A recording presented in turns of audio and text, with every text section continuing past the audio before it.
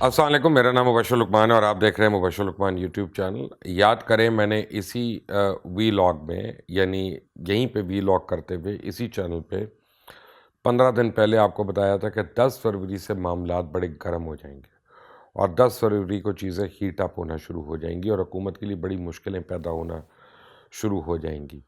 اور آج 10 فروری ہے اور اس وقت شام کو 6 بجے کا ٹائم ہے اور آپ دیکھ رہے ہیں کہ جیسے جیسے سکرینز آپ کے سامنے ٹیلی ویژن کی انفولڈ کر رہی ہیں، سوشل میڈیا پہ جو بھی آپ سن رہے ہیں، پڑھ رہے ہیں، کہ وہ آپ کو لگتا ہے کہ اب حکومت کے لیے مسائل جو ہیں وہ مزید ہو رہی ہیں۔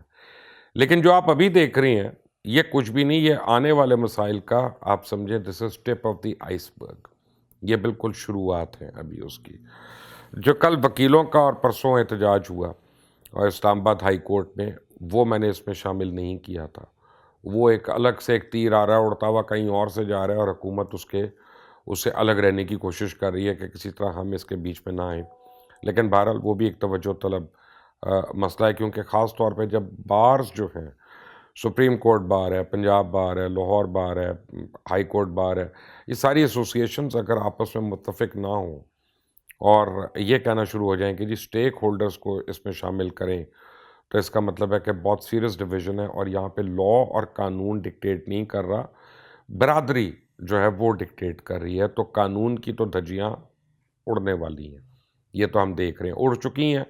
جب چیف جسٹس جو ہیں وہ خود اپنے چیمبر کے اندر محصور ہو جائیں، ان کو رینجرز کو ان کو آ کے نکالنا پڑے، تو پھر وہ دن یاد آ جاتا ہے کہ مختلف وکلاء، اسے پتہ نہیں کون کون جج صاحبان بھی شامل تھے جو آج ججز ہیں یا تھے بیچ میں، انہوں نے اس وقت کے جسٹس ڈوگر کے دروازے کو ٹھڈے وڈے بھی مارے تھے اور اس کو بھی توڑنے کی کوشش کی تھی۔ تو آج مکافات عمل ہے۔ بہرحال اللہ تعالیٰ ہمیں سب کو جو ہے نا وہ ہمارے آگے ہماری کرنیاں لے ہی آتا ہے کسی طرح۔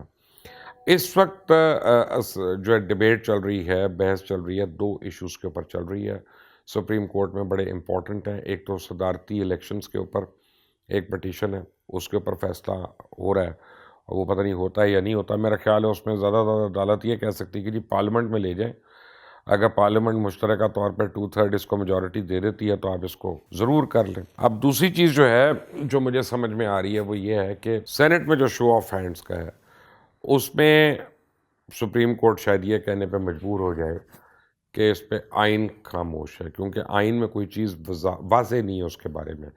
الیکشن کمیشن سے اس کی ڈائریکشن تو لی گئی ہے، تو الیکشن کمیشن نے کہا کہ ہمارے پاس ایسی کوئی گنجائش نہیں جس میں شو آف ہینڈز ہو جائے۔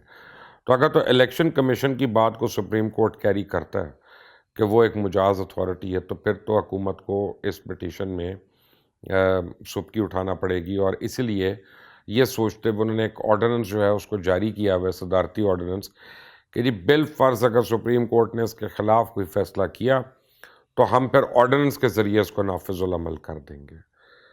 تو یہ ایک عجیب ٹگ آف وار ہو رہی ہے۔ لیکن کل سے یا جب سے میں دیکھ رہا ہوں ویڈیو آئی ہے 20 لوگوں کی جنہوں نے رشوتیں لی سینٹ کے الیکشنز کے لیے، تو سڈنلی مجھے یہ لگ رہا ہے کہ حکومت کا بھی کوئی پلان اے کے علاوہ بی اور سی پلان ہے، کیونکہ جب بھی کوئی جرم ہوتا ہے نا تو دیکھنا پڑتا ہے کہ اس کا بینیفیشری کون ہے، اس کا فائدہ کس کو پہنچ رہا ہے۔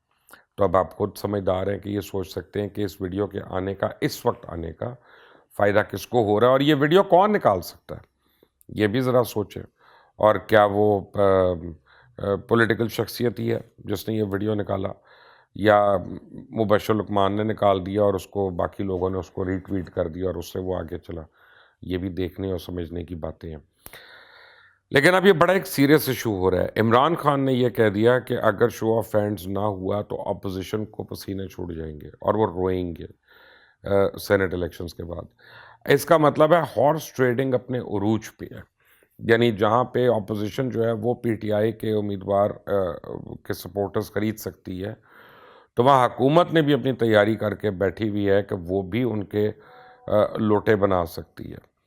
تو پتہ نہیں یہ کس قسم کی سیاست ہے اور یہ پتہ نہیں کس قسم کی ریاست ہے کہ یہاں پہ ایوان بالا جو سب سے ہمارا قابل احترام ایوان ہے، اس کے ممبران جو ہیں وہ منڈی میں جو ہے وہ کموڈٹیز کی طرح بک رہے ہیں، ان کی بولیاں لگ رہی ہیں، ان کے دام لگ رہے ہیں، اور جو ہے کسی کو کوئی احساس نہیں ہے، کسی کو شرم نہیں ہے کہ ہم نے اپنی آنے والی نسلوں کے لیے کیا حال کر دیا. اس کی شاید ایک وجہ تو یہ ہے کہ ہماری بہت بڑی اکثریت ہے جو نہ صرف ڈیول نیشنلز ہیں بلکہ بہت سوں کے پاس پرماننٹ ریزیڈنسی ہے مختلف ممالک کی.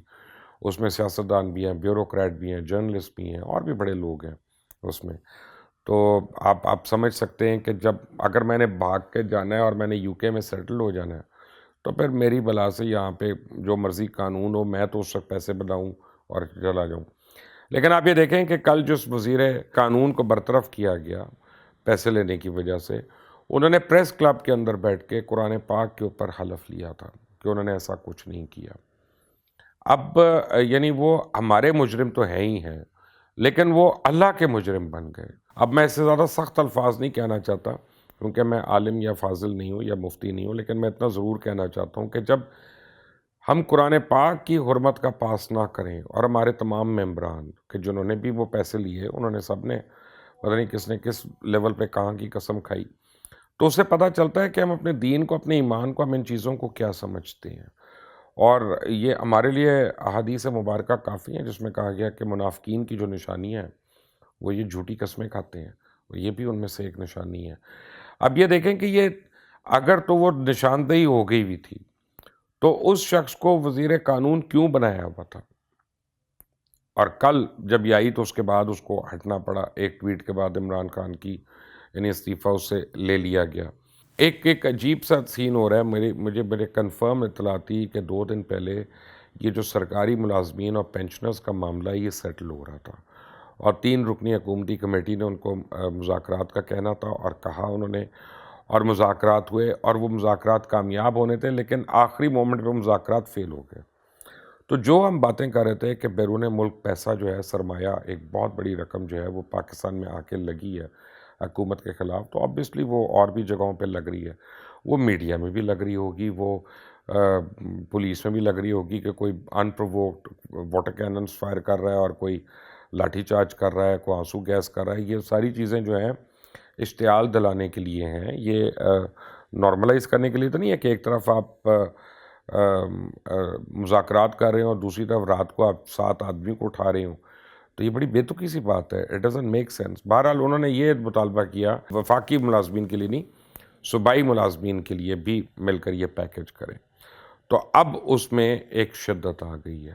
اب ہو کیا رہا ہے شدت جب آ گئی ہے کہ حکومت جو ہے پہلے تو یہ اکثر غور کر رہی تھی کہ پینشنز کو کسی طرح ختم کیا جائے، کم تو ان سے ہونا نہیں کیونکہ ابھی بھی ہم 500 ارب روپیہ پینشنز کی مد میں ہر سال دے رہے ہیں.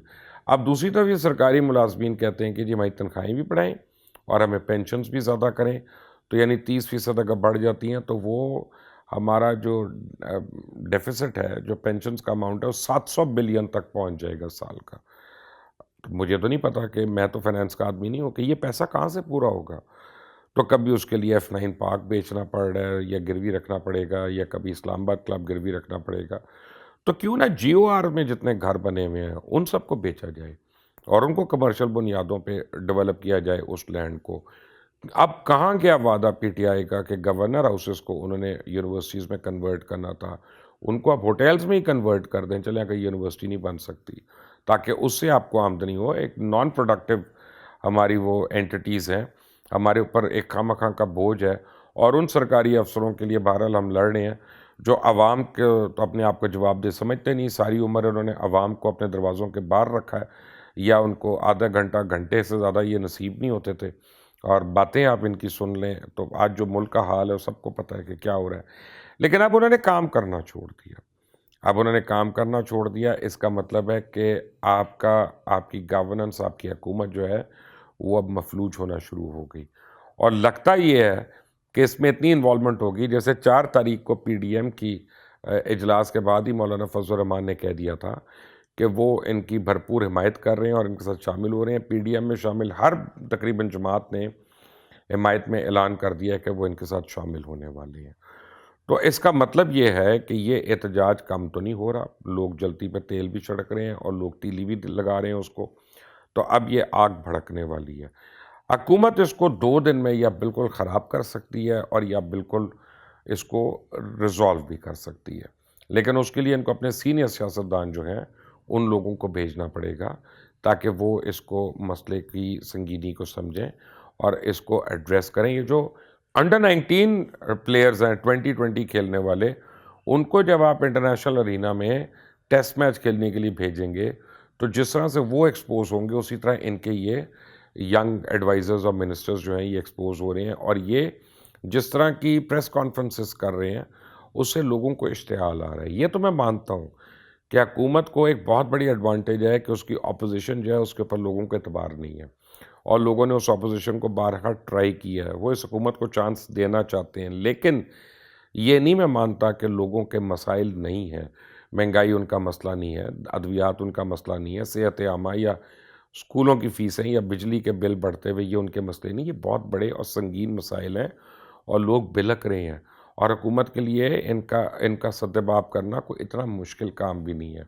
اگر نیت اور اپلیکیشن ہو دونوں تو یہ بہت کچھ ہو سکتا ہے یہاں پہ. لیکن اب آنے والے دنوں میں مجھے لگتا ہے کہ کیونکہ اس میں اپوزیشن کی اس میں تیزی آنی ہے, بہت میں نے آپ کو بتایا مال لگا ہوا ہے باہر سے, تو اب آئی ول ناٹ بی سرپرائز, اور آپ کو بھی نہیں حیرانی ہونی چاہیے. میں آپ کو یہاں پہ یہ بتا رہا ہوں کہ اس میں ہو سکتا ہے اب ڈاکٹرز کا احتجاج شروع ہو جائے آنے والے دنوں میں, کسانوں اور مزدوروں کا اور ٹرانسپورٹرز کا خاص طور پہ یہ احتجاج سندھ سے بھی شروع ہو سکتا ہے, تاکہ اس سے پورٹ سے آنے والی جو ٹرانسپورٹ ہے وہ روکی جائے, تو پھر معیشت جو ہے اس کو مزید چار چاند لگ سکتے ہیں. تو پاکستان اس وقت بہت ہی سیریس پولیٹیکل کرائسس کے اندر سے گزر رہا ہے, اور مارچ کا مہینہ جو ہے یہ بہت ہی کرٹیکل ہے.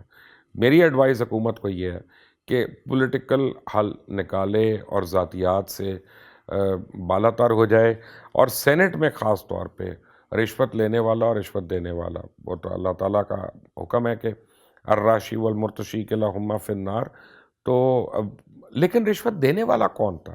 خود عمران خان نے کہہ دیا کہ مجھے بھی پیسوں کی آفر ہوئی تھی.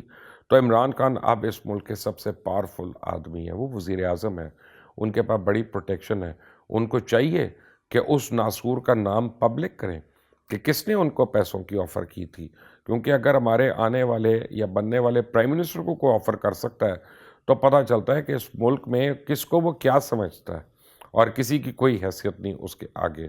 اور خاص طور پہ ایسے شخص کو جس کی ریپوٹیشن ہے کہ وہ آنسٹ ہے, صادق اور امین ہے, تو پھر وہ کیوں, تو رشوت دینے والا بھی 62 اور 63 کی مد میں اس کو بھی کینسل ہونا چاہیے اور ڈسکوالیفائی ہونا چاہیے. آپ میری بات سے ایگری کرتے ہیں تو اس میں اپنی رائے ضرور دیجیے گا. اس چینل کو سبسکرائب کریے گا, بیل آئیکن کو پریس کریے گا. انٹل دی نیکسٹ ٹائم, اللہ حافظ.